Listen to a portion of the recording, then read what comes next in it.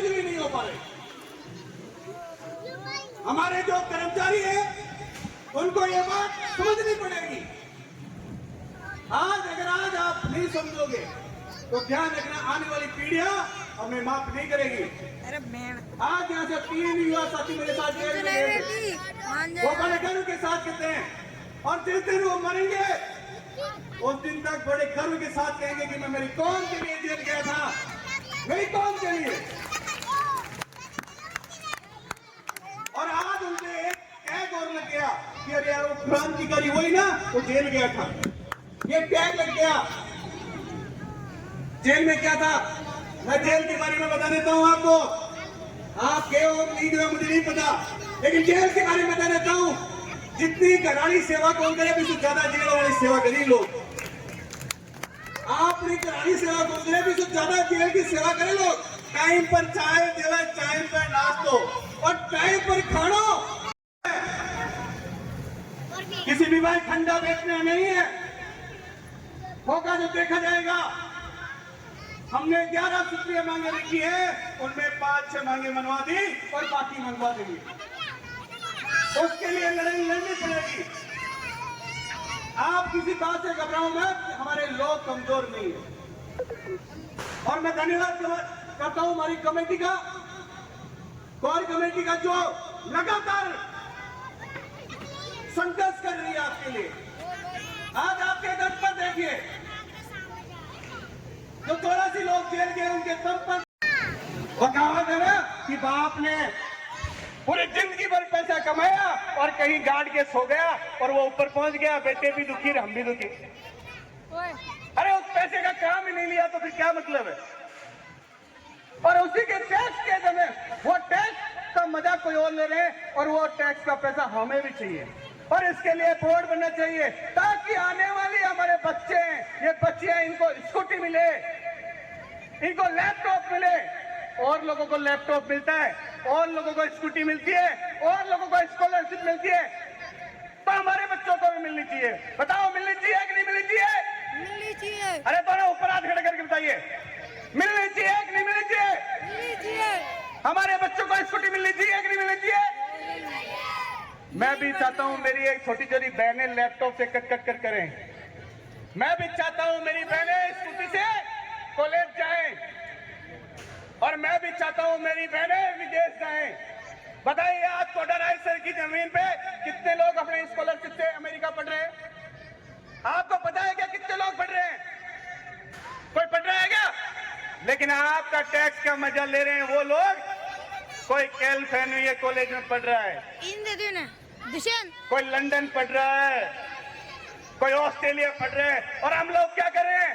तेरी मेरी तेरी मेरी तेरी मेरी तेरी मेरी। वो एक कहावत है, माड़ी 4 आंगल पे लड़ता है। जैसे ही खाता बोने का टाइम आया तो माड़ी अपनी सीम पे जाके लड़ेगा। आजा भाई, और लड़ेगा किससे? उसकी दम नहीं है किसी और से लड़ने की, वो लड़ेगा अपने भाई से।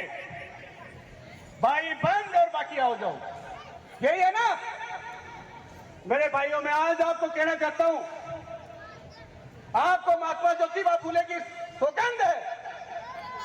ये छोटी मोटी लड़ाइयां बहुत लड़ ली, शिव की लड़ाई बहुत लड़ ली, मंचों की लड़ाई खूब लड़ ली, नाम की बहुत लड़ाई लड़ ली, और अब लड़ाई लड़ो तो वो मान सम्मान की लड़ाई लड़ो, ताकि आगे आने वाली पीढ़ियां कहे कि हमारा बाबा, हमारा दादा, हमारा बाप ऐसा था जिसने राजस्थान की राजधानी में झंडा गाड़ दिया और सरकारों के आंखों में आके डालकर हमारे लिए वो काम करवा गया जिसकी वजह से आज मैं अमेरिका पढ़ने आया हूं।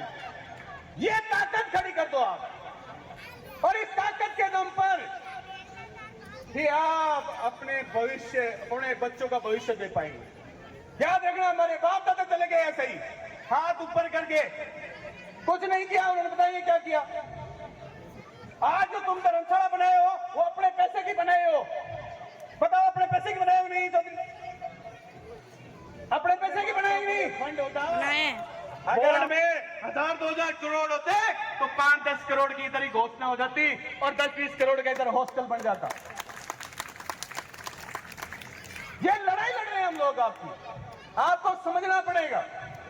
साथियों, आरक्षण की लड़ाई इसलिए है कि हमारे को हमारा हिस्सा चाहिए। चाहे वो सरकार प्यार से तो ठीक है, वरना बेराजी लेने के लिए हम तैयार हैं। अभी रिसेंटली में एक समाज था जिसने कोई लड़ाई नहीं लड़ी, कुछ भी नहीं किया और 10% का आरक्षण ले लिया। कितना परसेंट आरक्षण ले लिया? आज 1000 आरएस की भर्ती निकलेगी तो उनके 10% के हिसाब से कितने आरएस फिक्स है? 100 आरएस फिक्स है। और हमारे कितने हैं? हमारे तो लड़ने में बिजी है, सीयू की काटनी है 4 आंगन भाई की।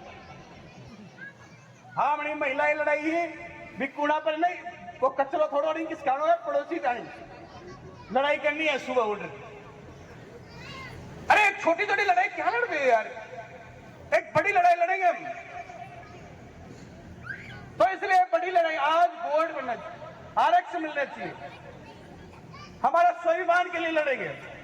मेरे भाइयों, समय की बहुत व्यवस्था है और मैं आपको फिर एक निमंत्रण देता हूं। आने वाली 25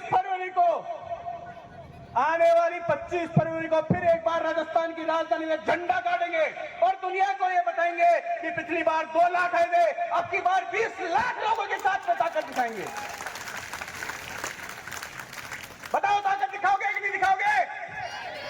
दोनों हाथ ऊपर खड़े करके बताइए और जयकारा लगाइए, हरे हर, जोरदार आवाज के साथ में। वो कहते हैं कि माली भोलेनाथ का तगड़ा भगत ही संबंध तगड़ो है, भोलेनाथ को हमड़ो। मुझे ये पढ़ा में नहीं है एक शास्त्र में कि एक बार हर हर महादेव का नारा लगा दो, भोलेनाथ चाहिए हरे हर। दोनों हाथ ऊपर करके मुझे लगना भी चाहिए ना कि आप वाकई 25 फरवरी को विधानसभा पे झंडा गाड़ने आ रहे हो। महात्मा ज्योतिबा फूले, सावित्रीबाई फूले। आप बताओ 25 फरवरी को आ रहे हो क्या? दोनों हाथ ऊपर करके बताइए, आ रहे हो क्या? दुनिया को अपनी ताकत बताओगे क्या? वहां जयपुर की राजधानी में झंडा काटोगे क्या? लेकिन इसके साथ साथ ये ध्यान रखना, हमारे बच्चों को पढ़ाना भूल मत जाना, क्योंकि ये जब तक बैठकर वो साइन नहीं मारेंगे जब तक हमको कुछ नहीं मिलने वाला। इसलिए अपने बच्चों को बाहर भेजिए पढ़ने के लिए, अपने बहन बेटियों को बाहर भेजिए पढ़ने के लिए, लेकिन उन पे नजर गड़ाए रखना। नजर बहुत जरूरी है। अभी आ रहे थे रास्ते में, वकील साहब बता रहे थे कि मैंने एक रिट लगाई, उसमें से कहना तो नहीं चाहिए, बड़े दुख की बात है, राजस्थान हाई कोर्ट में 380 बच्चों की रीट थी जो किसी और के साथ चली गई। और में से बड़े शर्म की बात है 250 बच्चियां मेरे समाज की। मुझे दुख था इस बात का कि मेरे समाज की बेटियों को आखिर क्या कारण है, उनको किस प्रकार से ज्ञान नहीं मिल पा रहा, सही दिशा नहीं मिल पा रही। इसलिए अपनी बेटियों को सोने की जैसे पालो, लेकिन रानी लक्ष्मीबाई की जैसे उनको तैयार करना चालू कर दो, उनको हर चीज समझाना चालू कर दो, अच्छा और बुरा समझाना चालू कर दो। आप ये 100 में से 250 लड़कियां अपने समाज की थी जो कहीं और चली गई। ये मेरे लिए बहुत पीड़ा की बात थी, मुझे तो अभी रस्ते में वेद प्रकाश जी बता रहे थे। इसलिए मेरी माताओं, आप हमारी मातृशक्ति है, मैं आपको कहना चाहता हूं कि हमारी बेटियों को फूल की जैसे पालना, लेकिन इनको रानी लक्ष्मीबाई की जैसे संस्कार जरूर देने हैं आपको। बहुत बहुत धन्यवाद। फिर एक बार मैं पूरे टोडा राय सिंह का बहुत बहुत धन्यवाद आभार व्यक्त करता हूं। बहुत ही सुंदर कार्यक्रम किया और मैं कर्मचारियों को कहना चाहता हूं कि ऐसे कार्यक्रम जब करते हैं तो कार्यक्रम करने वालों को पता होता है कितनी मुश्किल से कार्यक्रम होते हैं, तो इनका पूरा सहयोग किया करो। आप कर सकते हैं, आप इनका पूरा सहयोग करें ताकि अगली बार जब कार्यक्रम हो तो इससे बहुत बड़ा भव्य कार्यक्रम हो। और आदरणीय फिर एक बार चेयरमैन साहब जो इनकी पूरी टीम है, भाई दिनेश जी का जो भी है, उन सभी का बहुत बहुत आभार व्यक्त करता हूँ, धन्यवाद करता हूँ। बहुत ही सुंदर एंकरिंग कर रहे हो आप भी, आपका बहुत बहुत धन्यवाद। और धन्यवाद कमलेश जी भाई साहब का, जिन्होंने मुझे यहाँ तक बुला ही लिया। धन्यवाद। आपका भी टोनर